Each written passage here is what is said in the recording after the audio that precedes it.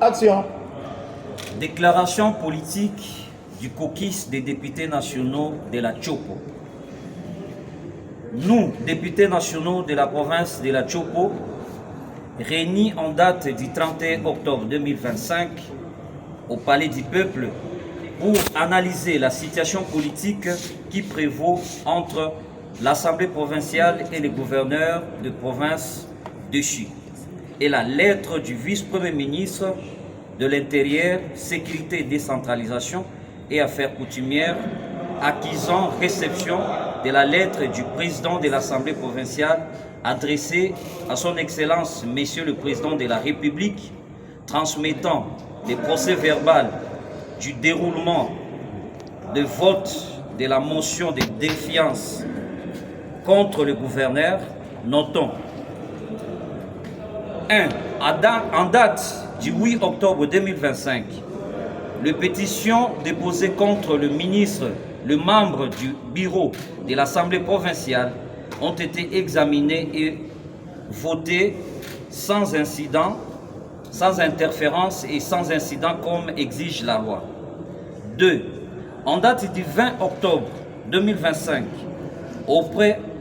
après le dépôt de la motion de défiance contre le gouverneur, un télégramme a été envoyé par le vice-ministre, par le vice-premier ministre des Affaires coutumières pour rappeler au bureau de l'Assemblée provinciale, les motionnaires et messieurs le gouverneur à Kinshasa pour consultation, une intervention jugée outrancière.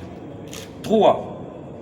En date du 24 octobre 2025, la vice-ministre de l'Intérieur et Sécurité, assumant l'intérim du vice-premier ministre, signe une autorisation collective de sortie ordonnant au président de l'Assemblée provinciale et le gouverneur de regagner Kisangani le 25 octobre 2025 afin de poursuivre avec la procédure de la motion de défiance déjà entachée.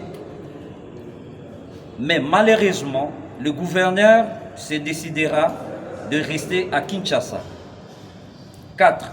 En date du 27 octobre 2025, l'Assemblée provinciale avait siégé valablement, examiné et voté la motion de défiance contre le gouverneur de province. 18 députés provinciaux ont pris part. 18 ont voté pour, 0 contre et 0 abstention. 5.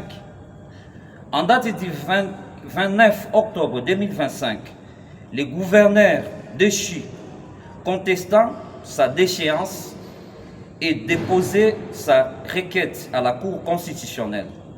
6. En date du 30 octobre 2025, par sa lettre d'accusé de réception de la correspondance adressée au président de la République par le président de l'Assemblée provinciale de la Tchopo, le vice-premier ministre de l'Intérieur tente d'imposer la réhabilitation du gouverneur déchu en violation de la Constitution et les lois de la République.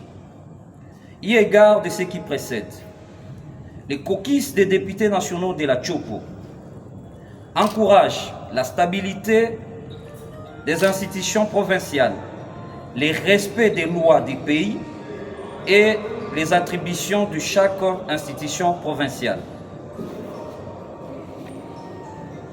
Le caucus des députés nationaux de la Tchopo exige du vice-premier ministre de l'Intérieur de respecter la loi sur la libre administration des provinces et d'agir dans les limites de ses attributions. Le caucus des députés nationaux de la Tchopo encourage Monsieur le gouverneur déchu à poursuivre la procédure judiciaire telle qu'entamée à la Cour constitutionnelle. Le caucus des députés nationaux de la Tchopo sollicite du président de la République, chef de l'État, garant du bon fonctionnement des institutions de la République, d'avoir un œil regardant sur la situation politique dans la province de la Tchopo. Quant au vice-premier ministre de l'Intérieur, le caucus des députés nationaux de la Tchopo se réserve le droit d'initier des actions conformément à la Constitution et au règlement intérieur en cas de la persistance de la violation de textes légaux. Faite à Kinshasa le 31 octobre 2025.